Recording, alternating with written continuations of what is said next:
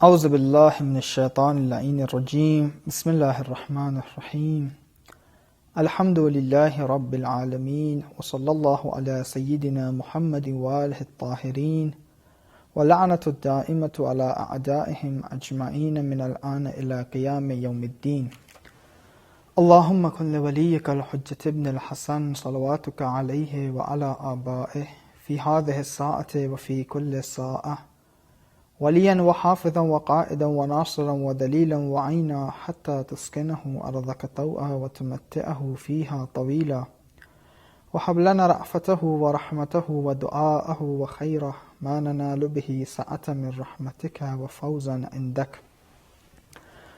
ناظرین محترم، السلام علیکم ورحمۃ اللہ وبرکاتہ۔ سب سے پہلے تو ایام شہادت کے سلسلے سے آپ سب کی خدمت میں تسلیت عرض کرتا ہوں، اور دعا ہے کہ پروردگار متعال بحق امیر المؤمنین علی بن ابی طالب علیہ الصلاۃ والسلام ہم لوگوں کو ان کی جو وصیت ہے، ضربت کے بعد جو مولا کی وصیت ہے، ان کو ایک بار صحیح سے ہم سب پڑھے، صحیح سے سمجھے اور اس پر عمل کرنے کی ہمیں توفیق عطا فرمائے۔ ایک وصیت کا ایک فقرہ جو قرآن کے متعلق ہے اور اس لیے کہ ہمارے درس سے مناسبت رکھتا ہے، آپ کی خدمت میں عرض کرتا ہوں۔ امام فرماتے ہیں، اللہ اللہ فی القرآن، خدا کے لیے قرآن کا خیال رکھنا، قرآن کے بارے میں کوتاہی نہ کرنا، لا یسبقکم بالعمل غیرکم، کہ تمہارے سے پہلے دوسرے لوگ اس پر سبقت نہ لے لیں۔ یعنی تم جو علی کے چاہنے والے ہو، جو ادعا کر رہے ہو علی کے شیعہ ہونے کا، ایسا نہ ہو کہ میرے ماننے والے قرآن کو چھوڑ دے، قرآن پر عمل نہ کرے، اور دوسرے لوگ، دوسرے کے ماننے والے قرآن پر عمل کرنے کے لحاظ سے سبقت لے لے۔ اس کا دھیان رکھے۔ البتہ سب سے پہلے اپنے آپ سے کہہ رہا ہوں کہ کوشش رہے کہ ہماری زندگی قرآنی طور طریقے پر ہو۔ شہزادی فضہ جو ایک کنیز تھی امام کے گھر میں، اس کا لہن، بولنے کا انداز پورا قرآنی تھا۔ اس طریقے سے جب وہ بات بھی کرتی تھی تو آیات قرآن سے بات کرتی تھی، اور کوئی بہت دور کی بات نہیں ہے۔ آج کے زمانے میں بھی آپ نے طباطبائی کا نام تو سنا ہی ہوگا، جو حافظ 5 سال کا بچہ تھا، جب سعودی عرب کے بادشاہ اس سے سوال کرتا ہے تو قرآن کی آیات سے جواب دیتا ہے۔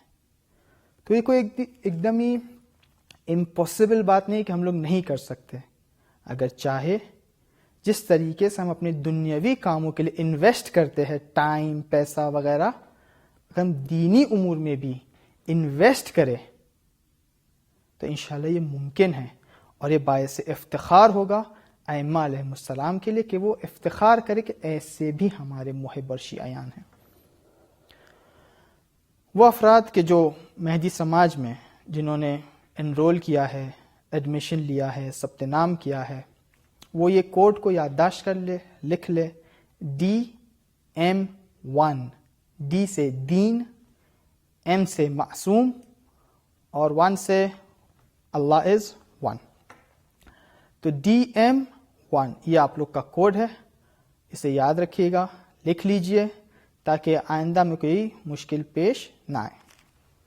اس کے بعد ہماری گفتگو پچھلے جلسے میں یہ تھی، یا پچھلے سیشن میں ہم نے یہ آپ کی خدمت میں عرض کرنے کی کوشش کی کہ سب سے پہلے قرآن یہ کہ کہا جاتا ہے قرآن ہم لوگ نہیں سمجھ سکتے ہے، یہ ایک بات کاملاً غلط ہے۔ اور خود امیر کائنات علیہ السلام فرماتے ہیں کہ دین کے اندر عبارات ہے، عبارات یعنی وہی جو لکھا ہوا ہے، جو لکھا ہے قرآن کی جو آیتیں ہیں یہ عبارات ہے، یہ عوام الناس کے لیے ہے، وہ افراد کہ جو تھوڑا بہت پڑھنا جانتا ہو، سمجھنا جانتا ہو، وہ اس کو سمجھ سکتا ہے۔ پھر اس کے بعد اشارات ہے، ایک لکھا ہوا ٹیکسٹ ایکسپلیسٹ ہے، ایک انڈیکیشن ہے۔ انڈیکیشنز کو کون سمجھ سکتا ہے؟ اس انڈیکیشنز کو صاحبان علم سمجھ سکتے ہیں، کہ جو علم رکھتے ہو، علم دین رکھتے ہو، وہ سمجھ سکتے اس آیت سے مراد کیا ہے۔ پھر ایک مرحلہ آگے جاتا ہے تو قرآن کے اندر لطائف ہے۔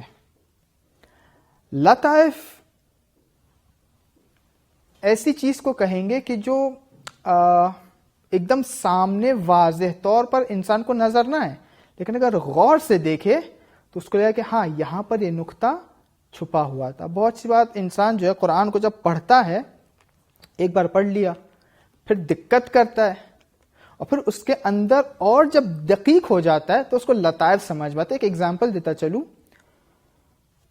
جب وضو کے مباحث میں شخص نے آ کے سوال کیا کہ ابن رسول اللہ، آپ کہتے وضو اس طریقے سے کرنا چاہیے، قرآن کہتا ہے اس طریقے سے ہونا چاہیے، تو امام نے فرمایا وہ با جو ہے وہاں پر بے، جو کلمہ با ہے نا، اس کے ذریعے سے میں یہ بتا رہا ہوں کہ یہاں پر بے سے مراد یہ ہے، اور اس وجہ سے ہم لوگ جب وضو کریں گے تو اس طریقے سے وضو کریں گے۔ تو یہ لطائف ہے، یعنی انسان کو جب ایک دم ہی دقیق ہو جاتا ہے تب اس کو لطائف قرآن سمجھ میں آتا ہے۔ البتہ یہ سبھی کا کام نہیں ہے، یہ مخصوص ہے اولیاء اللہ سے، کہ جو پروردگار کی طرف سے خاص ایک مشن رکھتے ہو، ایک خاص ایک انڈرسٹینڈنگ رکھتے ہو، ایک خاص معرفت کے درجے پر فائز ہو، یہ ان کے لیے حاصل ہوتا ہے۔ اور جو چوتھا اور آخری مرحلہ ہے وہ ہے حقائق کا، جس میں آپ کی خدمت عرض کیا تھا کہ نزول یعنی ایک حقیقت ثابت موجود ہے، اور ہمارے پاس جو آیا ہے وہ ایک ڈائلیوٹڈ فارم ہے اس کا، تو یہ ڈائلیوٹڈ فارم سب کے لیے ہے۔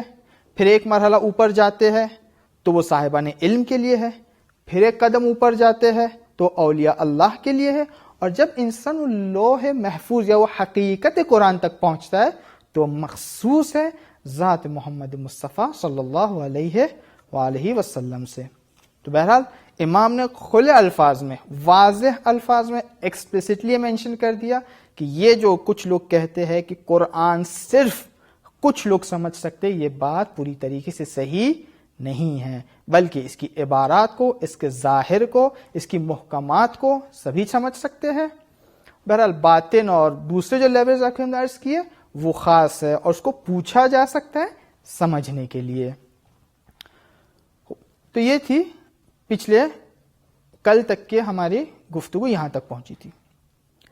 آج آپ نے یہ روایت سنی ہوگی، مشہور روایت ہے کہ اگر کوئی بندہ چاہتا ہے کہ خدا سے بات کرے تو اسے چاہیے کہ وہ مصلی بچھائے اور نماز پڑھے، اور اگر وہ یہ چاہتا ہے کہ خدا اس سے بات کرے تو اسے چاہیے کہ قرآن کھولے اور اس کی تلاوت کرے۔ یعنی اگر ہم چاہتے ہیں کہ خدا متعال ہم سے بات کرے تو ہمیں چاہیے کہ قرآن کو کھولے اور قرآن کی تلاوت کرے، اس لیے کہ یہ خدا ہمیں بتا رہا ہے کہ ہماری زندگی کو کس طریقے سے ہم قرآن کے معیار پر رکھ سکتے ہیں۔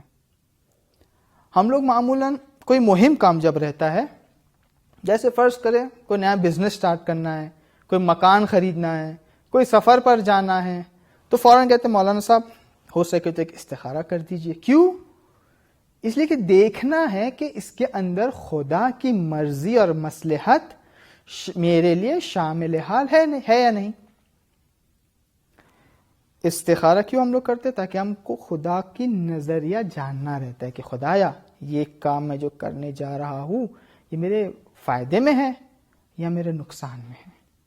یعنی استخارے کے لیے ہم لوگ اتنا اہتمام کرتے ہیں، اور ہماری پوری زندگی کی جو ایک سرمایہ ہے خدا کی طرف سے، کہ خدا کی طرف سے ایک گفٹ ہے، ایک ہدیہ ہے ہمارے لیے، ہم اسے ایسے ہی رائے گا جانے دیتے بغیر اس کے کہ ہم خدا سے پوچھو خدایا یہ زندگی تیری طرف سے ہے، اب تو بتا کس طریقے سے زندگی کو میں ادارہ کروں تاکہ میں تیری رضایت تک پہنچ سکوں. دیکھیں 8ویں امام، مشہور ہے کہ 8ویں امام 3 دن میں ایک قرآن کو ختم کرتے تھے. ختم قرآن 3 دن میں، صرف تلاوت نہیں، تدبر کے ساتھ. یعنی امام کی اتنی جو مشغلے تھے امام کے پاس، اتنے سارے جو کام تھے امام کے پاس، ان سب کے ساتھ ساتھ قرآن کی تلاوت سے دور نہیں ہوتے تھے. اور اب تمام اولیاء اللہ کو دیکھ لے، جو بھی آپ کو عالم بھی دکھے گا، امام تو اپنی جگہ پر ان کا درجہ قابل قیاس نہیں ہے علماء سے، لیکن اب اگر علماء کی بھی زندگی کو دیکھ لے، جو بھی عالم ایک درجے تک پہنچا ہے، اس کا انس قرآن سے رہا ہے، وہ ہمیشہ ان کی جیب میں قرآن رہا ہے. اگر خوئی کا مثال دیکھ لے، اگر مرشی کی مثال دیکھ لے، یا حتیٰ حاضرین علماء میں آپ دیکھ لے کہ کس طریقے سے قرآن سے لگاؤ تھا. ہمیشہ جب بھی انہیں ٹائم ملتا تھا ایک چھوٹا سا قرآن جیب میں رکھا کرتے تھے، قرآن کی تلاوت ہوتی تھی. اور اس طریقے سے کئی سوروں کو، کئی پاروں کو، حتیٰ کئی قرآن کو، یعنی کئی علماء نے اس قرآن کو حفظ کیا، یہ تکرار کرتے ہوئے، مرور کرتے، اتنی بار پڑھا کہ فرماتے کہ جب بھی ہم قرآن پڑھتے ہیں ہمیں ایک نیا معنی سمجھ میں آتا ہے. کیوں؟ اس لیے کہ قرآن آپ سے بات کر رہا ہے. ہر نئی سچویشن میں آپ قرآن کو اٹھا کر دیکھیں، قرآن آپ کو بتائے گا کس طریقے سے اس پر عمل کرے. اس کے فوائد انشاءاللہ آئے گے تو اس میں بھی ذکر کروں گا. تو یہ قرآن ہمارے اور آپ کے لیے سامنے، پروردگار متعال نے اپنے کرم سے اس قرآن کو ہمارے آپ کے لیے نازل فرما دیا. اب ہمارے اوپر ہے، آپ کے اوپر ہے، ہم آئے اس قرآن سے استفادہ کریں. استفادہ کریں گے، کوئی مقام تک پہنچے تو ہمارا فائدہ ہے. اگر فائدہ نہ اٹھایا، قرآن کو ایسی رائے گاہ جانے دیا، تب بھی ہمارا ہی نقصان ہے. قرآن میں اگر پوری دنیا قرآن کے اوپر عمل کرے گی تب بھی قرآن کا ذرہ برابر بھی فائدہ نہیں ہے اس میں. اگر پوری دنیا قرآن کو چھوڑ دے تب بھی قرآن مرفوع اور مطہر ہے، اس کا درجہ عالی ہے اور اس کے معنی پاکیز ہے. لیکن یہ ہمارے لیے ہے کہ ہم اس سے آئے اور اس سے استفادہ کریں. اب استفادہ کرنے والے لوگ جو قرآن کے پاس آتے ہیں اپنی ظرفیت کے حساب سے، کچھ لوگ رہتے ہیں کہ جن کی ظرفیت ایک اوشن جیسی رہتی ہے، اب جتنا بھی اس کے اندر معارف ڈالتے رہے سیراب نہیں ہوتے، چاہتے کہ اور اندر جگہ گنجائش رہتی ہے ان میں. کچھ لوگ پانی کا جگ کتنا رہتا ہے، تھوڑا سا پتہ چل جاتا ہے فوراً قرآن کو چھوڑ دیتے. ایک حاجت پوری ہو گئی، قرآن چھوڑ دیا. مولانا استخارہ کرے، استخارہ ہو گیا، اچھا آ گیا، اب قرآن کو اٹھا کے بازو پہ رکھ دیا. نظر کرنی ہے، فلان سورہ پڑھنا ہے نظر کے لیے، نظر ہو گئی، نظر پورا ہو گیا، قرآن کو اٹھا کر بازو پر رکھ دیا. لیکن کچھ ہے کہ فراموش نہیں کرتے کہ یہ قرآن ہے کہ جس نے انسان کو زندگی عطا کی ہے. یہ قرآن کے قانون ہے کہ جس پر چلنے سے خدا ملتا ہے. اور یہ ہمارے اندر ہے کہ ہم ظرفیت کو کس طریقے سے بڑھاتے ہیں تاکہ قرآن کے فائدے اور برکات ہمارے لیے ظاہر ہو.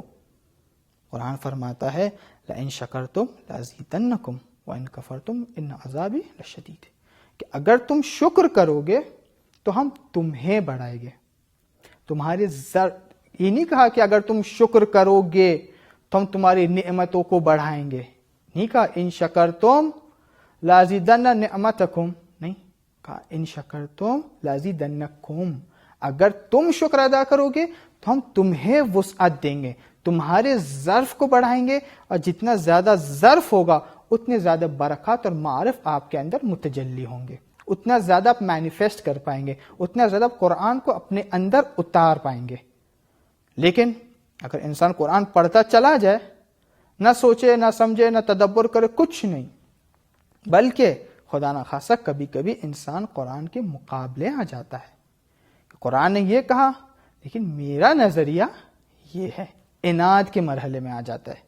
تو قرآن ان افراد کے لیے فرماتا ہے وَيُضِلُّ بِهِ كَثِيرًا وَيَهْدِي بِهِ كَثِيرًا، کہ یہی قرآن جو انسان کے لیے شفا بن کے آتا ہے، یہی بہت سے لوگوں کو گمراہ بھی کرتا ہے. یُضِلُّ بِهِ كَثِيرًا وَيَهْدِي بِهِ، جس طریقے سے بہت سو کی ہدایت کرتا ہے یہ قرآن، اسی طریقے سے بہت سو کی گمراہی کا سبب بھی بنتا ہے. وما یضل بہ الا الفاسقین. ضلالت گمراہی کن لوگوں کے لیے ہے؟ کہ جو فاسق ہے، کہ جو خراب ہے، کہ جو عناد رکھتے پروردگار متعال سے. اب قرآن کے فوائد اس لیے کہ بہت زیادہ ہے. انسان اگر حساب کرنا چاہے فوائد کو، چھوٹے چھوٹے فوائد کو لکھنا چاہے، تو جس طریقے سے خدا فرماتا ہے وَإِن تُعُدُّوا نِعْمَتَ اللَّهِ لَا تُحْصُوهَا، کہ اگر تم پروردگار کی نعمتوں کو گنتے چلے جاؤ گے، اس کو احصاء نہیں کر، اس کو کامل طریقے سے آپ اس کو نہیں آپ بیان کر سکتے. اسی طریقے سے اگر انسان قرآن کی برکات کو لکھنا چاہے پوائنٹ وائز تو بہت زیادہ ہے. اس میں سے کچھ آپ کی خدمت میں عرض کرنا ہے.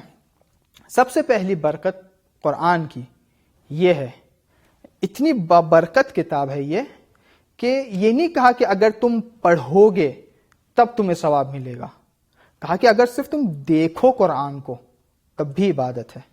یعنی انسان کو پڑھنا نہیں آتا ہے، موڈ نہیں ہو رہا پڑھنے کا، کیا کرے؟ قرآن کو دیکھے. ٹائم ویسٹ ہے؟ نہیں، اس لیے کہ قرآن کو دیکھنا بھی عبادت ہے. دیکھ کے پڑھنا نہیں آتا ہے، سن لے.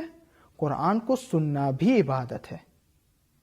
سن لیا، دیکھ لیا، ایک مرحلہ بعد خود تلاوت کرے، وہ بھی ایک عبادت ہے. اب تلاوت کے اندر تدبر بھی آ جائے تو نور علی نور ہے. لیکن اس کا مطلب یہ نہیں ہے کہ اگر انسان تدبر نہیں کر سکتا ہے تو تلاوت بھی چھوڑ دے، جیسا کہ پچھلے جلسے میں آپ کے خدمت میں عرض کیا. حق یہ ہے کہ تمام مراحل طے ہو، لیکن اگر مرحلے تدبر کسی بھی وجہ سے حاصل نہیں ہو رہا ہے تو کم سے کم انسان تلاوت کو جاری رکھے. اس لیے کہ قرآن کی تلاوت باعث بنتی ہے کہ اس کے گناہ معاف ہو جائے. وَنُنَزِّلُ مِنَ الْقُرْآنِ مَا هُوَ شِفَاءٌ وَرَحْمَةٌ لِّلْمُؤْمِنِينَ، کہ ہم نے جو قرآن کو نازل کیا ہے وہ باعث شفاعت اور رحمت ہے مؤمنین کے لیے. تو سب سے پہلا فائدہ قرآن کا یہ ہے کہ قرآن ذکر ہے. فَإِنَّ الذِّكْرَ تَنفَعُ الْمُؤْمِنِينَ. ریممبرنس ہے، اس کے اندر یاد دلاتا ہے پروردگار کہ دیکھو یہ دنیا موقت ہے، ٹیمپرری ہے، ہمیشہ نہیں رہے گی.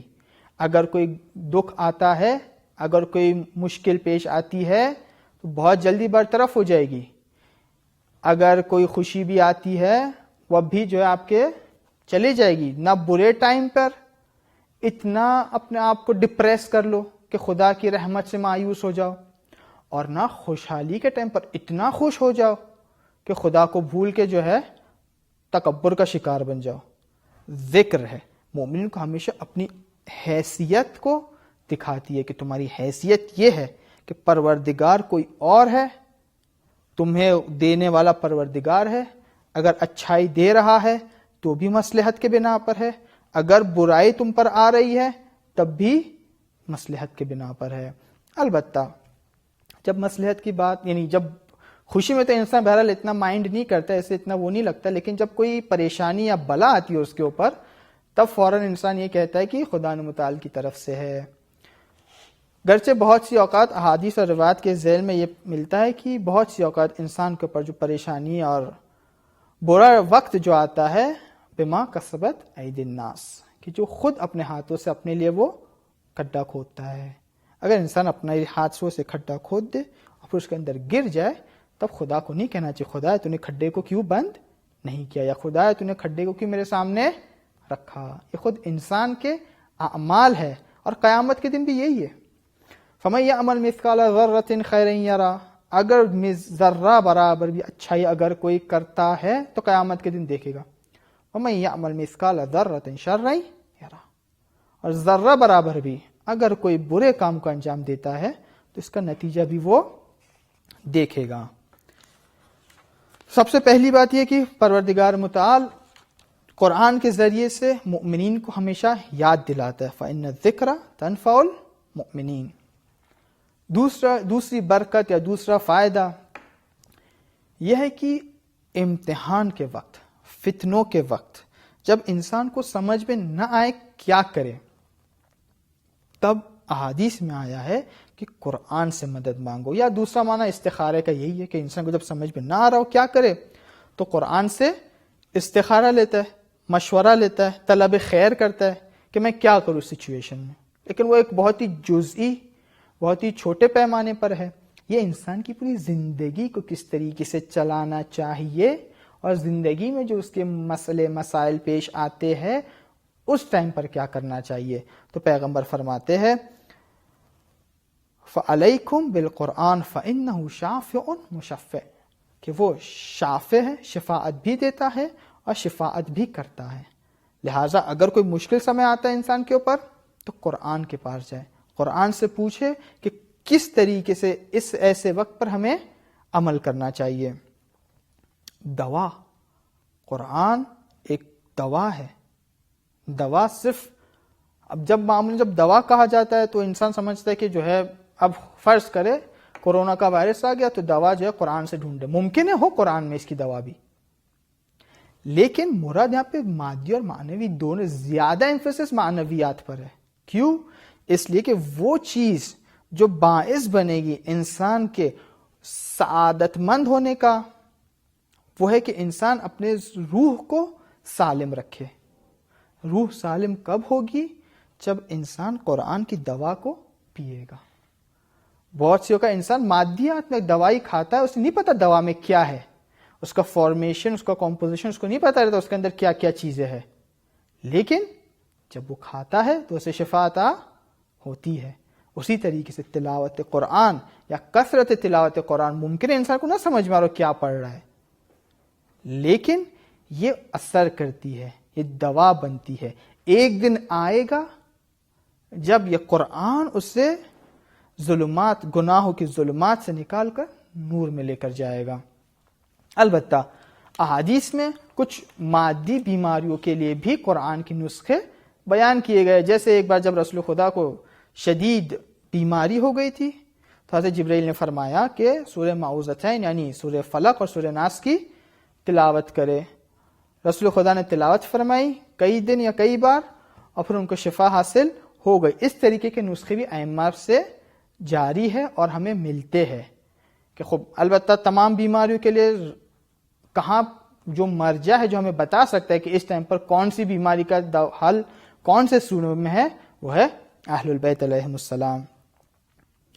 تیسرا فائدہ اور تیسری برکت کہ اکثر لوگ اس سے استفادہ کرنے کی کوشش کرتے ہوئے رزق اور روزی۔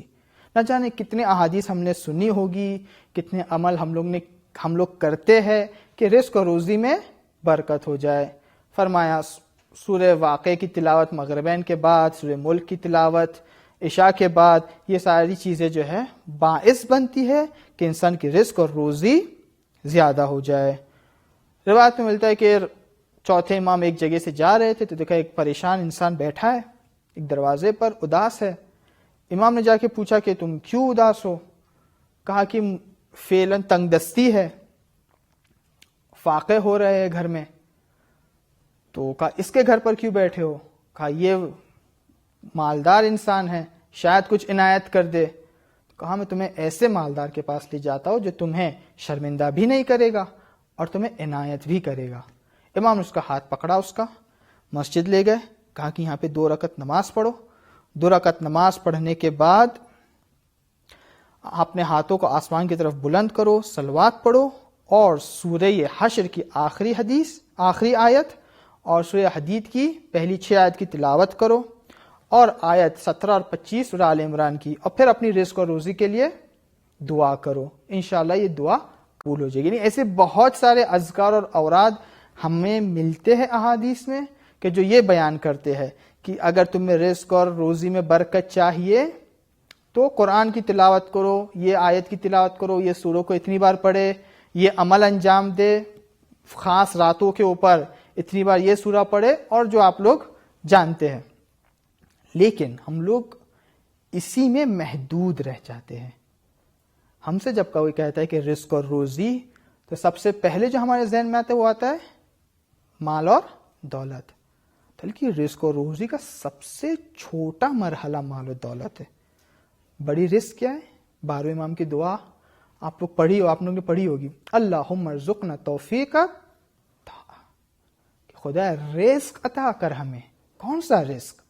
ہماری رزق کو یہ قرار دے کہ ہم لوگ تیری اطاعت کر سکیں. وہ بعد المعصیہ، معصیت گناہوں سے دوری اختیار کر سکے. یہ سب بھی رزق ہے، لیکن رزق معنوی ہے یہ.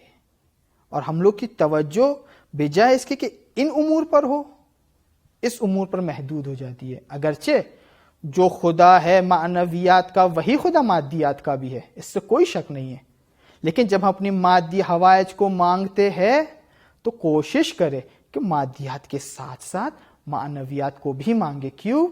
اس لیے کہ مادیات تو خدا نے ضمانت لی ہے کہ حد عقل تمہیں ملے گا، اس سے اوپر اگر چاہیے تو دعا کرے. لیکن معنویات کے لیے کہا ہے کہ اگر مانگو گے تو ہی عطا ہوگا. لہذا ایک اور برکت قرآن کی یہ ہے کہ انسان کو ان برکات، ان رزق جو مادی اور معنوی ہے اس کی طرف متوجہ کرتا ہے. اور جیسا قرآن پڑھتے جاتے اس کے اندر کئی بار دعائیں موجود ہیں، تو وہ دعائیں بھی آپ پڑھ رہے ہیں، اور انشاءاللہ خدا متعال بحق قرآن ان دعاؤں کو پورا کرتا ہے. اگلا فائدہ جو ہر انسان چاہتا ہے یہ بھی کہ وہ چاہتا ہے کہ دنیا ایسی ہو کہ جس کے اندر کامیابی ہو، اور آخرت بھی ایسی ہو کہ سب سے بہتر ہو. نہ دنیا میں کسی سے کم چاہتا ہے، نہ آخرت میں کسی سے کم چاہتا ہے.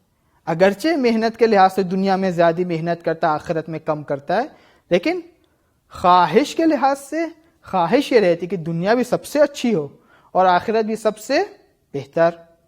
تو رسول نے فرمایا کہ اذا اردتم عیش السعداء و موت الشہداء فادرسوا القرآن.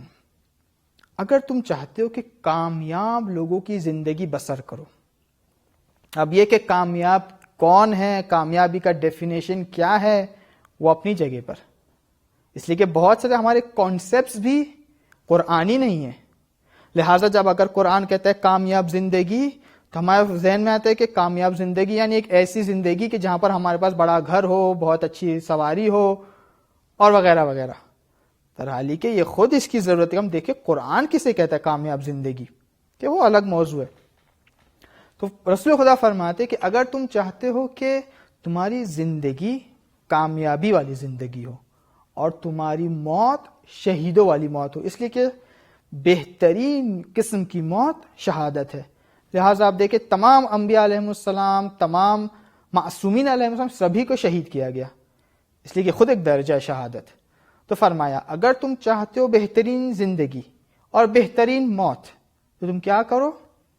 قرآن پڑھو، قرآن سے سیکھو. یہاں پہ فدرسو ہے، صرف پڑھنا نہیں ہے، یہاں پر قرآن کو سیکھو. قرآن بتائے گا کس طریقے سے زندگی کو کامیاب کیا جاتا ہے اور کس طریقے سے موت کو شہادت بنایا جاتا ہے. اگلی حدیث یا اگلی برکت قرآن کی یہ کہ جس گھر میں قرآن پڑھا جاتا ہے وہ گھر کے اندر نورانیت ہوتی ہے.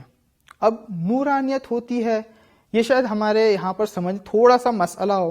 ایک دوسری حدیث پہلے اشارہ کر دوں. ایک دوسری حدیث میں پیغمبر ابو ذر سے فرماتا ہے کہ جس گھر میں قرآن پڑھا جاتا ہے وہ آسمان والوں کے نزدیک اس طریقے سے جس طریقے سے ہمارے لیے ستارے ہیں. ستارے چمکتے ہیں، ہم یہاں سے دور سے دیکھتے کہ ستارہ چمک رہا ہے. پرانے زمانے میں ستاروں کے ذریعے سے جو راستے ڈھونڈے جاتے تھے، لوگوں کی ہدایت ہوتی تھی مادی امور میں. تو گھر انسان کا نورانی ہوتا ہے. ایک آسان طریقہ بیان کرنے کے لیے ہے کہ انسان کے گھر کے اندر بہرحال آج تو علوم بھی ثابت کرتا ہے کہ پازیٹیو انرجی بھی ہوتی ہے ہمارے پاس، نیگیٹو انرجی بھی ہمارے پاس ہوتی ہے، اور انسان کے جس طریقے سے انسان پیش آتا ہے یا پازیٹیو انرجی ایمٹ کرتا ہے یا نیگیٹو. تو ایک معنی اس کا یہ ہے کہ اگر جس گھر میں قرآن کثرت سے پڑھا جاتا ہو تو وہاں پر غم کے ماحول میں یا خوشی کے ماحول ہمیشہ انرجی پازیٹیو رہتی ہے، ہمیشہ وہ گھر نورانی رہتا ہے.